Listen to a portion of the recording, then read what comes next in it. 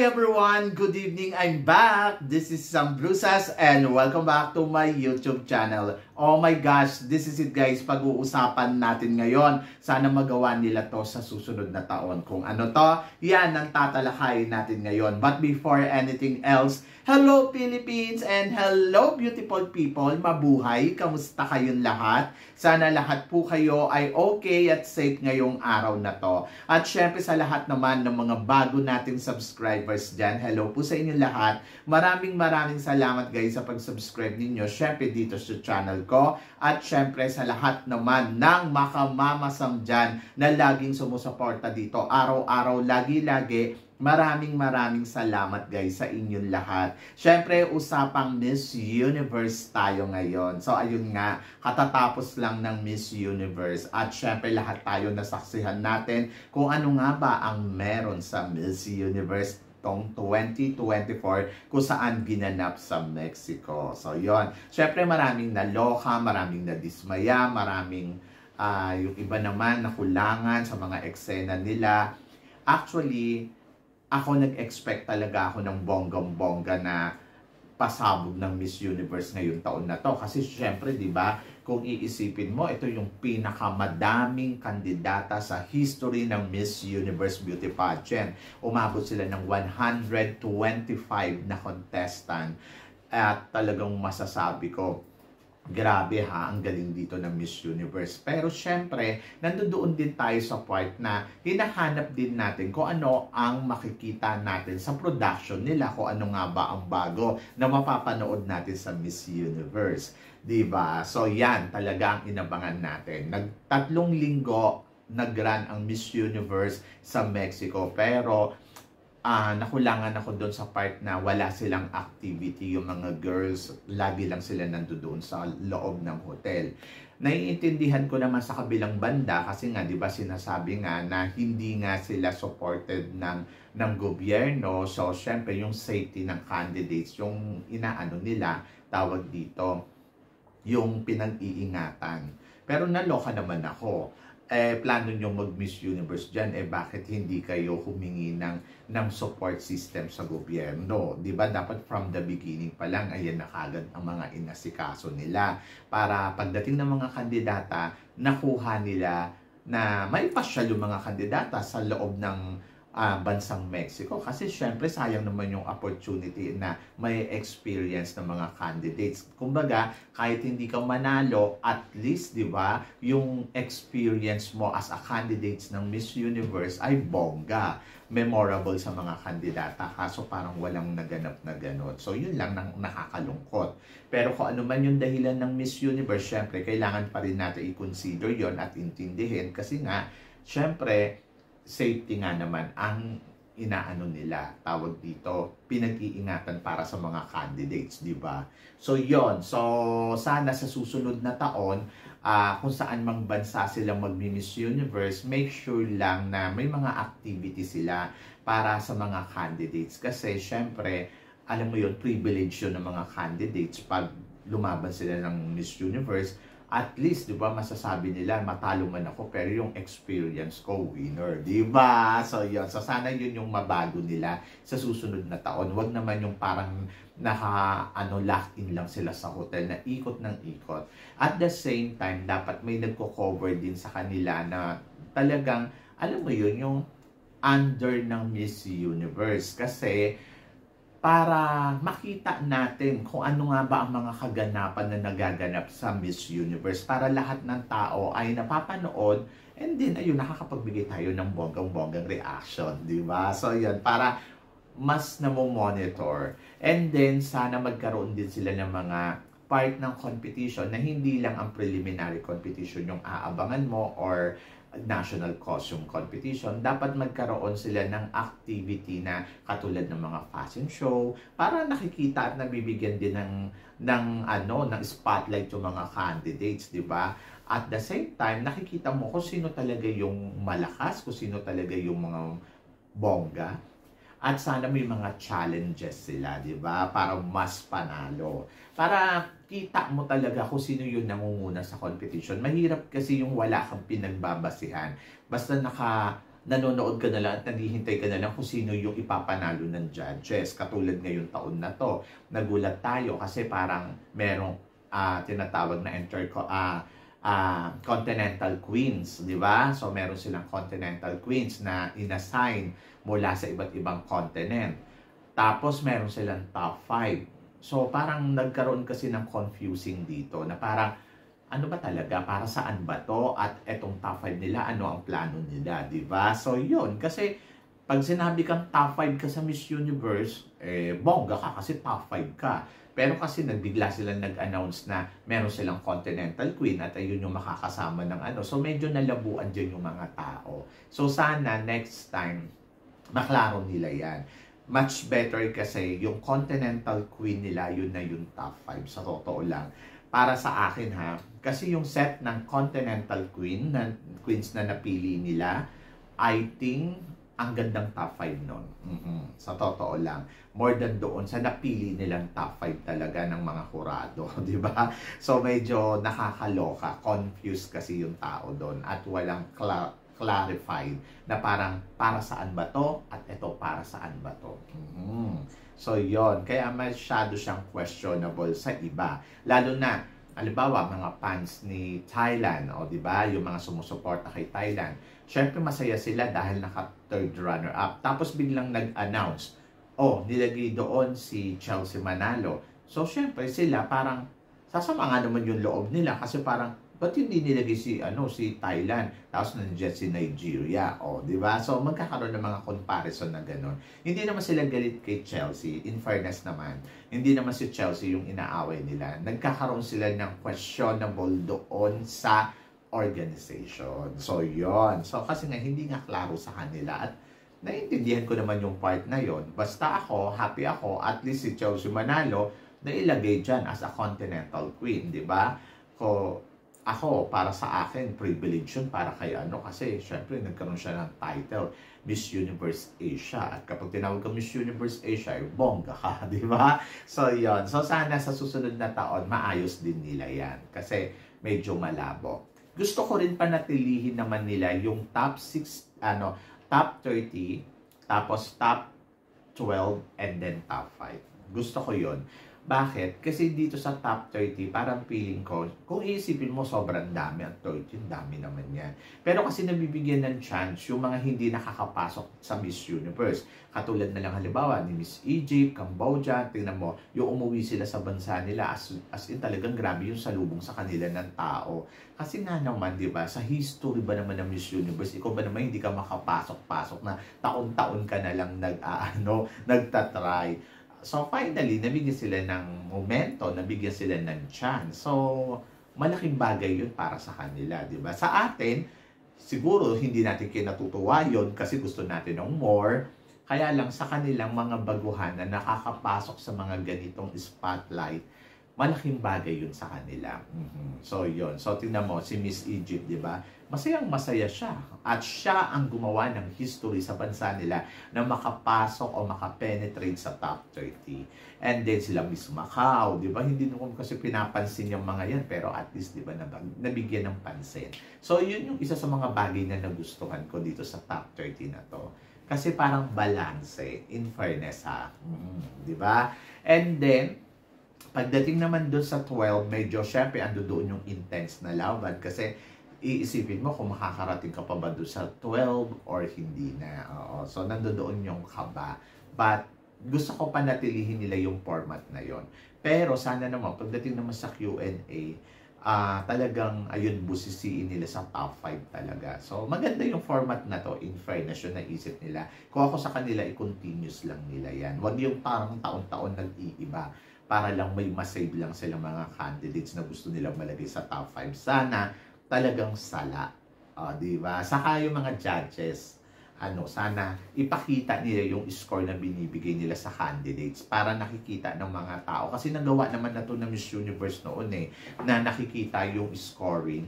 So sabi nila, ibabalik nila yon. Pero hindi naman nila binalik ngayong taon na to. Mas maganda, ibigay talaga nila yung scoring during time na lumalaban yung candidates. Pagkatapos ng final score niya, sana mag-appear doon sa television o kung saan man natin pinapanood to para winner, di ba? So, yon, gusto ko yon. Doon naman sa production number nila. So, nagkaroon na rin naman sila ng production number. Sana naman, ayusin na rin naman nila. Di ba? Kasi parang mas bongga. Kaya nawala sila sa spotlight ng number 1 kasi Miss Universe ko, walang pasabog na ganito. Dapat Miss Universe ka, bongga ka. Dapat ikaw yung pinaka-the best sa lahat ng pageant. Dapat the best din yung production na ibibigay mo sa mga tao. Lalo na nagbayad sila ng mahal yung mga nanonood dyan. Sana, best din yung ipinapakita mong performance na opening show ninyo. So, yon. Kasi importante yun sa show. And then, nagkakaroon siya kasi ng remarkable sa mga manonood, di ba? Katulad ng mga tayo noon, na makikita natin yung Miss Universe noon, opening pa lang, pasabog na. So, sobrang panalo yun yung ganon. So, ngayon, yung mga generation ngayon na nanonood, sanay na sila na, ay, wala namang opening dyan. Okay lang yan, bara-bara na lang ganon, di ba? So, sana magkaroon ng magandang opening show sa susunod na taon. So, sana ayun din mapag-aralan nila yon. And then, ano pa ba? So, evening gown. Sana wag nilang isabay ang national costume sa swimsuit and evening gown para mas nabibigyan ng magandang spotlight yung mga girls. Kasi kawawa naman yung mga designer kung parang palalakarin mo lang yung kandidata para lang mapakita lang ninyo may evening gown competition. Alam kong pinush nila to kasi plano nga nila tanggalin. Ang gusto nila, not cos at saka swimsuit. Kaya lang kasi parang kung gusto mong magkaroon ng not cos na competition, iibang araw ninyo yun. Total, wala naman kayo masyadong mga activity. Sana ibigay nyo siya sa ibang araw. Hindi yung isasama nyo siya lahat-lahat sa iisang ano. Hindi ko alam kung bakit. Ano ba ang kinakatakot nila? Bakit hindi nila magawa yun? So, yun. So, sana ang gawin nila doon ay ibigay nila yung not cost ng isang araw para syempre yung presentation ng kandidata mas mabigyan ng magandang spotlight, di ba? And then, swimsuit and evening gown para mabusisi nila ng maigi yung candidates. Makita nila yung, hindi yung parang tipid na tipid lang yung kandidata sa pagpapakita ng mga galawan nila. Mas maganda, nakikita mo talaga yung detalyado na galawan. At saka haba-habaan nila yung runway nila para kung ganyan din naman pala kadami yung mga candidates na sumasali, di palakihin nila yung stage ng bonggang-bongga, di ba? Tapos, dapat ayun kasi yung mga plano nila, yung entablado, madami ba ang kandidata, paano natin mapapakita sa tao yung, dapat ang maging concern lagi nila, hindi lang yung mga audience na nanonood doon. Doon kasi kapag pumunta ka, maganda yung event. Pero kasi yung nare-register natin dito sa mga napapanood natin, hindi na ganun kabongga. Bakit naman noong 2018? So, totoo lang. Mas bongga yung napanood ko sa television more than yung napanood ko doon sa live. Kasi, maganda yung kuha ng angulo ng ng camera ng bawat Kumbaga parang planado na pag-aralan, di ba? Kasi dapat diyan maraming rehearsal para mas natututukan ng maigi. Napansin niyo yung kay Chelsea Manalo, yung swimsuit run niya sa top 12, medyo parang nag-struggle yung yung angulo sa pagkuha sa kanya kasi hindi alam ni Chelsea kung nakuhanan na ba siya or dito ba huminto ba siya or magtutuloy-tuloy siya kasi kung mapapansin mo si Chelsea parang naglakad-lakad-lakad pa siya ng ganun So parang bigla siyang hinto kasi hindi niya nga alam kung nakahinto na or hindi. Kasi nga hindi nga nila natututukan ng maigi yung Saka yung ibang kandidato, hindi natin, nahuhuli natin dito, sa pinapanood natin na, halimbawa si Nigeria, tatawagin pa lang siya pero hindi niya alam, nakatutok na sa kanya yung camera. Di ba? So parang, ang alam niya, doon pa lang siya gagalaw. So may mga ganong kuha kasi ngayon ang Miss Universe. Sana maklaro nila yan. Sana reviewin nila para makita nila kung ano yung the best na gawin pa nila para mas ma-develop pa nila ng bongga-bongga. Yun lang naman yung akin. Hindi naman ako na parang nagdidiman sa kanila na kung gusto lang nilang baguhin. Pero ito yung mga suggestion na dapat nilang baguhin sa pageant nila. Kasi ngayon taon na to, aminin man natin, ito yung taon na weak yung Miss Universe na na show. Hindi yung Miss Universe winners or mga kandidata. Hindi. Yung show. Yung ipinakita nilang kabuuan ng Miss Universe mula nung nag-start sila day 1 hanggang sa coronation night. Parang kung ikukumpara mo siya sa mga Miss Universe nung mga nakaraan, medyo ito yung pinaka-weak. Para sa akin, ewan ko sa inyo. Kasi parang nag-expect ako ng more na galawan ng mga girls, more na pasabog, more na parang marami silang activity. Naniwala ako kasi sa mga sinasabi nila na mas bongga ngayon ang Miss Universe, new format, new show. So, ako naman parang, ayun yung mga iniisip ko. Pero, sabi ko, ay hala, ba't ganito? Diba? So, yan, ganon. So, sana, ayun yung ma-develop pa nila sa susunod na taon na pageant nila. So, yan, parang mas bongga, mas winner, mas mag number 1 sila ng todo-todo. So, yon. So, kasi syempre marami tayong nababasa ng mga reklamo ng mga tao na kesyo ganito, kesyo ganyan. Ako naman, siguro sa ating mga nanonood, try to understand din. Kasi syempre, nagsisimula pa rin naman uli yung Miss Universe sa bagong honor. Kumbaga, sila yung mga bagong honor, wala na yung mga dati na talagang gumagalaw dito. Syempre, yung mga dati, bihasa na sila dyan. Bago mo mapanood yung mga pinakamagagandang show ng Miss Universe, maraming beses din naman silang dumaan sa mga struggle moment, di ba? Bago nila ma-perfect yan ng bonggang-bongga. So, ang naabutan na lang natin ay perfect na, di ba? Yung Miss Universe na pinapanood natin ay winner na. Saka siguro, alamin din natin maigi na parang eto kasing new honor at new organization. Kaya siguro parang ang ina-expect natin ganito, pero hindi ganun yung lumalabas kasi nagsisimula pa lang din sila at nag-a-adjust ng todo-todo sa mga gusto nilang ipakita sa atin. Pero syempre, ang request ko lang din ay sana mapag-aralan nila ng maigi at mapagplanuhan nila kung ano yung ibibigay nilang show sa atin para alam mo yun, hindi naman yung mga tao ay mapaghanapan sila ng todo-todo. Kasi at the end of the story, talagang mapaghahanapan sila. Kasi ito yung nakasanayan ng mga tao eh. Hindi nila pwedeng biglain yung mga tao na, no, ito yung show na namin ngayon. So, dapat ito yung accept ninyo. Dapat unti-unti nila binabago yan na hanggang sa hindi nararamdaman ng tao na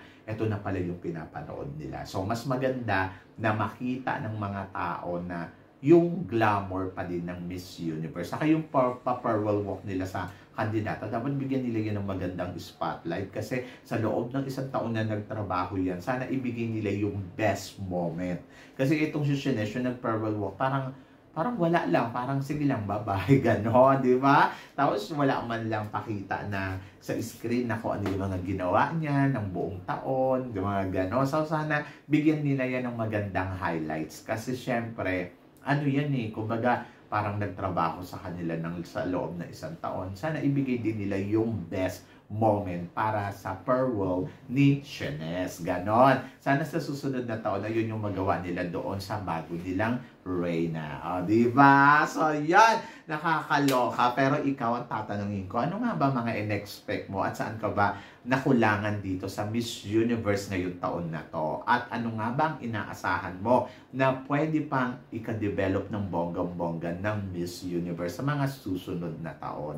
So, i-comment below mo yan para at least malaman ko naman kung ano naman ang chika mo dito sa mga pinag-uusapan natin ngayon. Diba? Saka yun, so sana si Kunan, bawas-bawasan din niya yung mga eksena niya dyan na alam mo nagbumukhang cheap yung Miss Universe dahil sa mga kagagawan din nila. So sana bawas-bawasan nila yung eksena nila dyan. Dapat maging mas sila, Rey ng tignan. Ganon, di ba? So yun, nakakaloka, sakit sa ulo. Anyway, good luck sa Miss Universe and I hope na sana mas bumongga pa ang Miss Universe sa mga susunod na taon.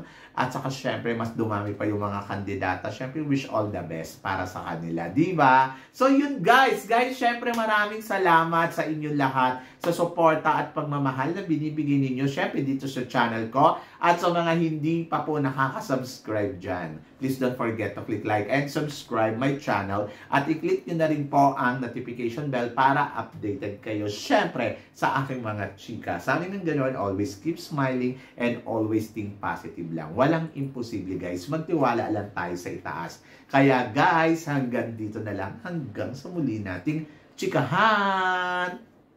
See you tomorrow. Thank you guys. Paalam!